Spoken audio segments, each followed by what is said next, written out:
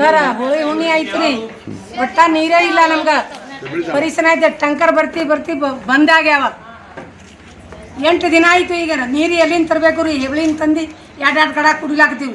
ನಮ್ಮ ಕಾಲಿಲ್ಲ, ನಾವು ಏನು ಮಾಡಬೇಕು ರೀ? ಎಲ್ಲಿಂದ ತರಬೇಕು ನಾವು? ಆ ಹೆಬ್ಳಿದು ಬೋರಲ್ಲಿ ಕನೆಕ್ಷನ್ ಮಾಡ್ರಿ, ಡ್ಯಾಮಿಂದು ಕನೆಕ್ಷನ್ ಮಾಡ್ಕೊಡ್ರಿ. ಇವತ್ತು ನೀರು ಕೊಟ್ಟಿದ್ರೆ ಹೋಗ್ತೀವಿ, ಆಫೀಸ್ ಬಿಟ್ಟೆ ಹೋಗಲ್ಲ ನಾವು, ಇಲ್ಲೇ ಕೂತ್ ಬಿಡ್ತೀವ್ರಿ. ಈಗ 4-5 ಮಂದಿ ಬಾಯಾಗ ಬಿಂದಾವ್ರಿ, ನೀರೇ ಇಲ್ಲ.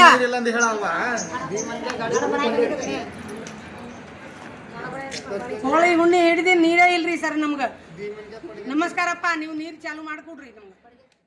कळस का तो आता ऑफिस पकडा ना, जागा पकडा ना.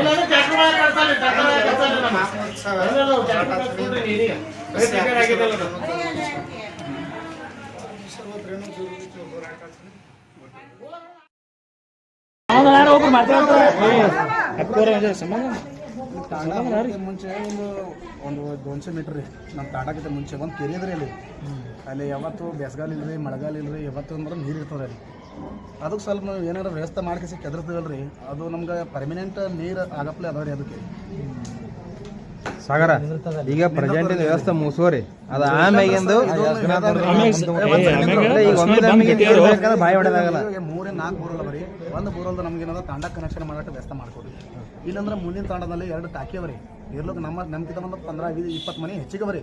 ಆದ್ರೆ ಆ ತಾಂಡಕ್ಕೆ ಏನದ 2 ಟ್ಯಾಂಕ್ ಇದು ನೀರಿನ ಇದು ಮಾಡ್ಕೊಂಡ್ರೆ ವ್ಯವಸ್ಥೆ ರೀ. ಅವರು ಅಲ್ಲಿ 2 ಬೋರಲ್ನೂ ಅವ್ರಿ, ಅವ್ರಿಗೆ ಭರ್ಪೂರ್ ನೀರು ಅದ ರೀ. ಅಷ್ಟೇ ಅವರು ಏನೋ ರಿಪೇರಿ ಮಾಡ್ಕೊಂಡಿಲ್ಲ ಕಾರಣ ಏನದ 3-4 ದಿನದಿಂದ ಅವ್ರು ತೊಂದರೆ ನಡೆದ ರೀ.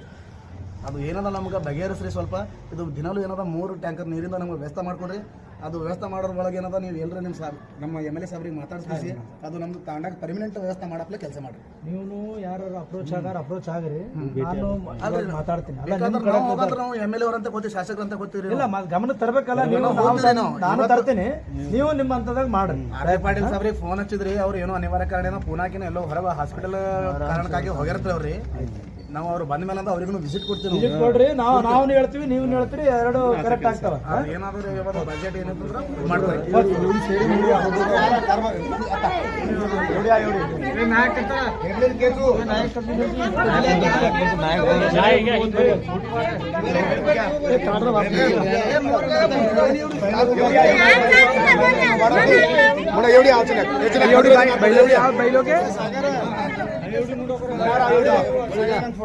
डाव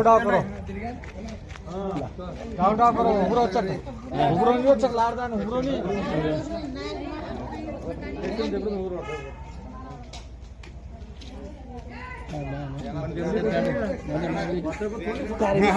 भाई तू ऊपर नहीं भैया, तू ऊपर नहीं रहा, तू ऊपर नहीं. हाँ हाँ रेडी ओके. ವ್ಯವಸ್ಥೆ ಮಾಡ್ತೀನಿ.